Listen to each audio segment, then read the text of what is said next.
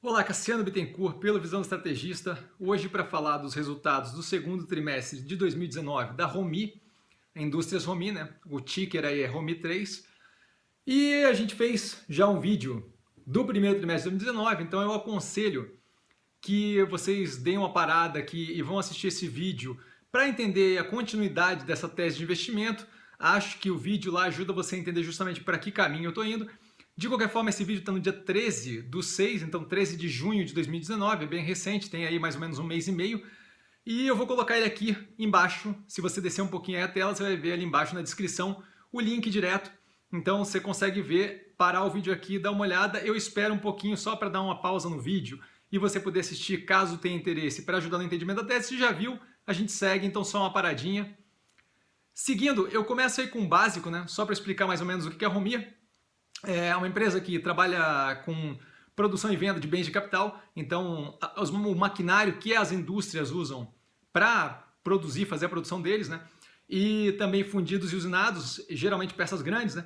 De qualquer forma, a gente tem ali três divisões: a Máquinas Romi, que é mais voltada para o mercado interno, a BW, que é mais voltada para o mercado externo, especialmente Europa, e a divisão deles de fundidos e usinados, onde eles vendem peças para outros setores, né? De qualquer forma, a gente também vale a pena relembrar a tese de investimento, que era bem baseada em três fatores, principalmente ali o desaquecimento da economia global, que deve gerar uma redução na demanda por esse maquinário, por esses bens de capital e pelas peças, né, tanto fundidas quanto usinadas da empresa. O processo de abertura comercial, que deve gerar, querendo ou não, uma maior entrada de competidores aqui, então uma maior competitividade, e possivelmente isso deve gerar aí um aperto nas margens da operação. E como mitigador, ou seja, como algo que deve favorecer um pouco a operação, o maior crescimento doméstico que a gente deve ver logo logo com justamente as reformas estruturantes. Agora, recentemente a gente viu aí a liberação de um pedaço aí do FGTS, que deve justamente ajudar aí a movimentar de leve a economia, reforma tributária e por aí vai, isso tudo deve ajudar.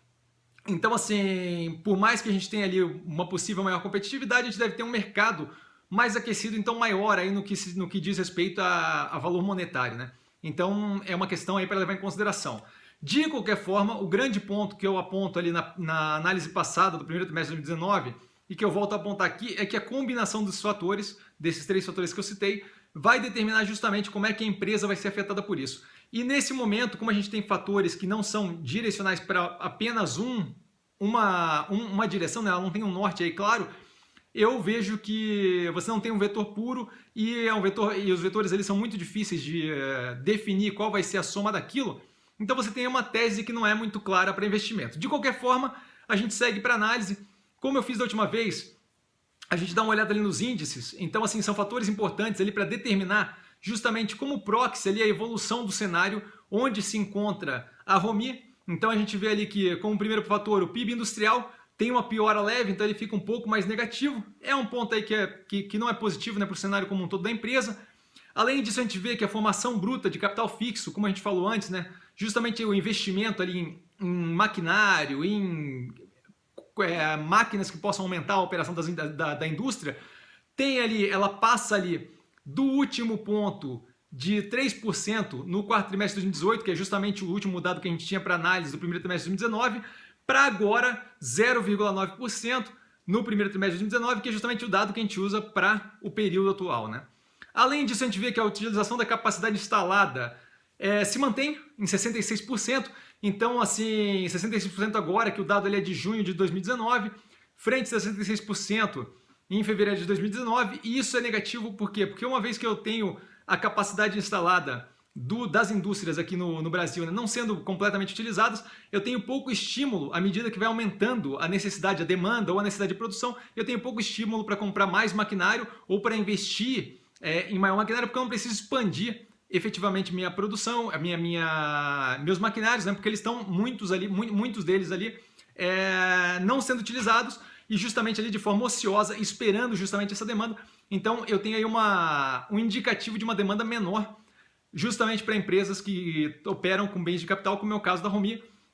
Além disso, a gente vê ali que o índice de confiança do empresário industrial tem uma piora, a parte que eu acho que é interessante aqui, que eu acho que é positiva, é que ele tem uma vertente positiva, então a gente vê que em julho de 2019 esse índice de confiança da empresa industrial estava batendo em 57,4, isso comparado com 58,4 quando a gente viu na última análise de resultado, que era um dado de abril de 2019, mas o ponto que eu acho que é positivo é o quê? Naquele momento de abril de 2019, da análise do primeiro trimestre de 2019, a gente vê a derivada negativa, então a curva estava apontando para baixo, parecia que ele estava numa decrescente, e nesse momento a gente vê a derivada positiva, então parece que por mais que o índice esteja menor, esse índice está querendo subir, e isso daí é super positivo. Então quando a gente vê essas proxies de cenário como um todo, a gente vê o quê? A gente vê uma manutenção ou uma deterioração marginal ali, não muito grande, do cenário para a ROMI. Então assim, isso aí acaba, na minha opinião, inclusive sendo algo até positivo ali para a análise do papel. De qualquer forma, a gente passa aí para análise da operação, especialmente da parte financeira da operação, né? Para pegar aí mais um ponto que é importante para o papel. Primeiramente, é importante notar que a empresa está ali com 41% do faturamento linkado ao mercado externo. Do total mesmo, do faturamento da empresa, 32% é só da Europa, então assim, vale a pena prestar atenção quem está comprado no papel ou quem tem interesse justamente no andamento econômico e de crescimento da Europa, porque ele é 32% nesse primeiro trimestre, nesse segundo trimestre de 2019, é responsável por 32% do faturamento como um todo, então isso daí é um pedaço considerável da operação, diferente do primeiro trimestre de 2019, onde o mercado externo é responsável por 32% do faturamento como um todo. Então a gente vê aí um aumento da dependência do mercado internacional para as operações da Máquinas ROMI, tá? Da ROMI como um todo, da empresa como um todo. Então a gente passa ali para a análise da receita operacional líquida. Quando a gente olha, a gente vê ali um delta positivo, então um crescimento nessa receita operacional líquida. Isso, de certa forma, respeitando ali que esse crescimento não é tão grande, por quê? Porque tem uma sazonalidade. Então, assim, a receita operacional líquida atinge 168 milhões de reais, um crescimento aí de 6,19% frente ao segundo trimestre de 2018. Então, tem aí um crescimento ok, nada muito expressivo. De qualquer forma, quando a gente olha para as margens ali, e aí no último vídeo, eu fiz justamente aquele comparativo mostrando que ela tinha desassociado ali, que ela tinha saído fora daquela banda que ela mantinha de alguma consistência de margem anterior, e agora a gente vê o quê? A recuperação gradativa de ela querendo voltar para aquela banda. Então, quando a gente olha para a margem bruta, a gente vê ali que ela fica na parte de baixo da banda, em 25,8%, frente a 26,4% do segundo trimestre de 2018, então do mesmo período do ano passado. A margem operacional se aproxima da banda ali, ela fica com uma margem operacional de menos 1%, frente à margem operacional de 1,1% do segundo trimestre de 2018. A margem EBITDA também se aproxima da banda, fica ali com uma margem EBITDA de 4%, frente a 6,3% do segundo trimestre de 2018. Então a gente vê ali que, em geral, ela está abaixo do que ela costumava performar. E quando a gente olha para a margem líquida, justamente referente ao lucro líquido, a gente vê que ela se aproxima da banda também, atingindo ali uma margem líquida de menos 0,1%, então representando aí um prejuízo, né? E frente a 3,4% no segundo trimestre de 2018.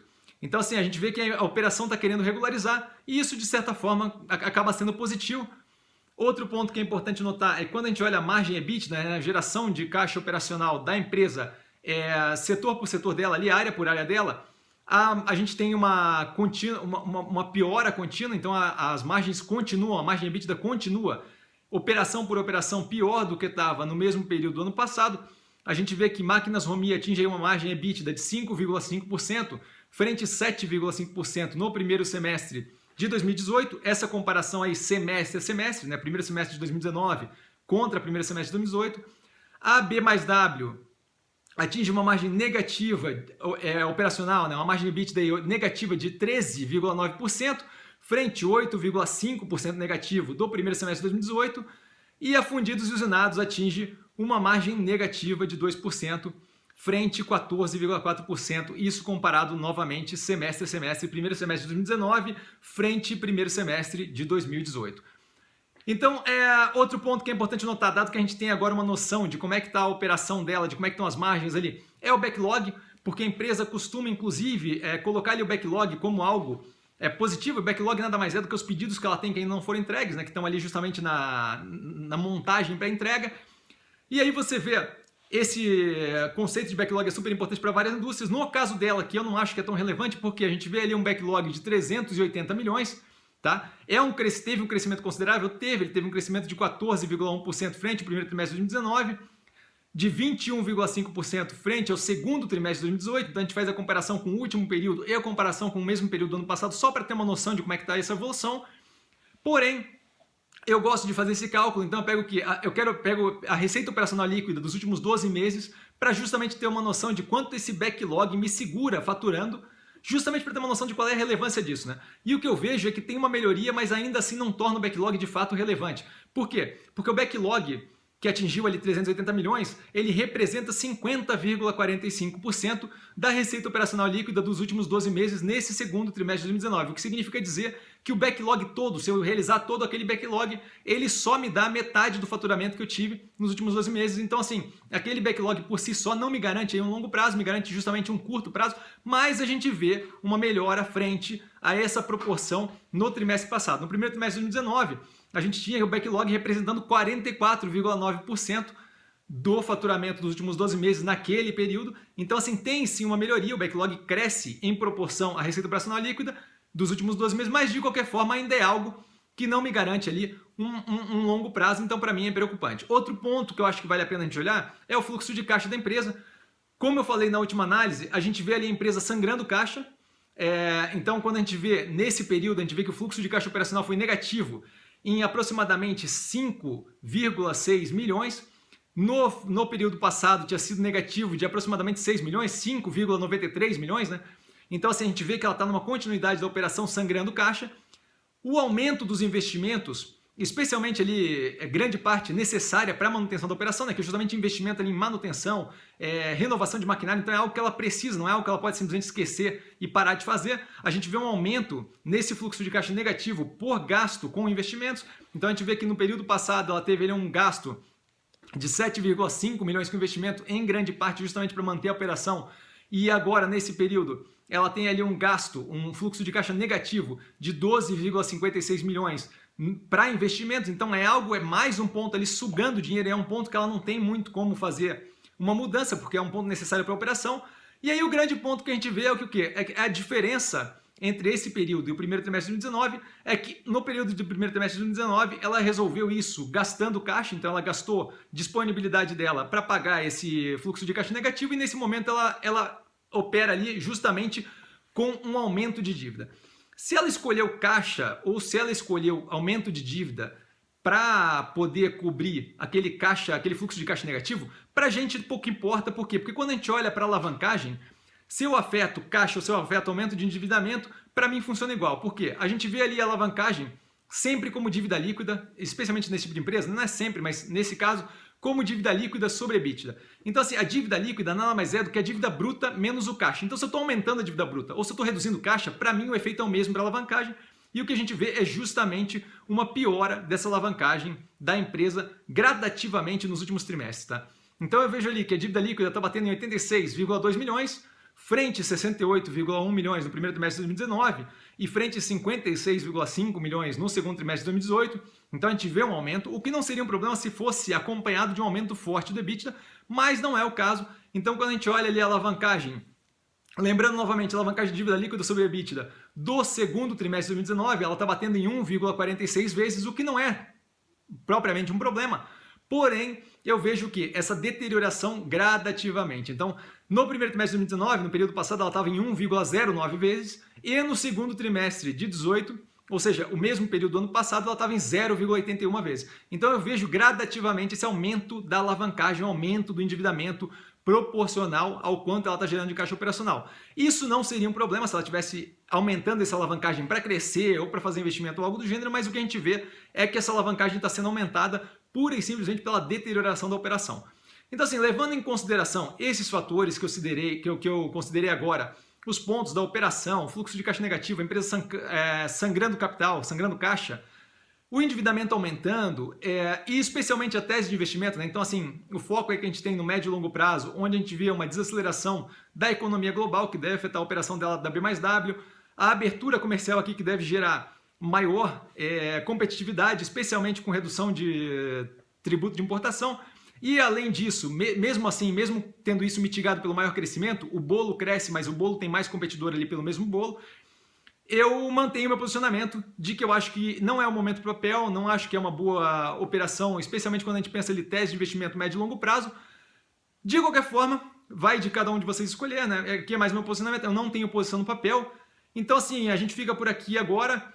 Se ficou dúvida, ficou alguma questão, quer discutir algum ponto mais a fundo, discordou de algo que eu falei, eu estou sempre no Instagram, no @investircomsim. Então é só ir lá e mandar direct message ou falar comigo. Eu geralmente estou começando agora a criar grupos de discussão de cada um dos resultados, então tá sempre lá. Sempre estou falando minhas posições. Se mudar a minha operação, se mudar a minha posição com relação ao Home 3, eu venho e informo para vocês através do Instagram ou através do canal. De qualquer forma, eu fico por aqui agora. Vale lembrar que quem aprende a pensar bolsa opera com mero detalhe e até a próxima análise.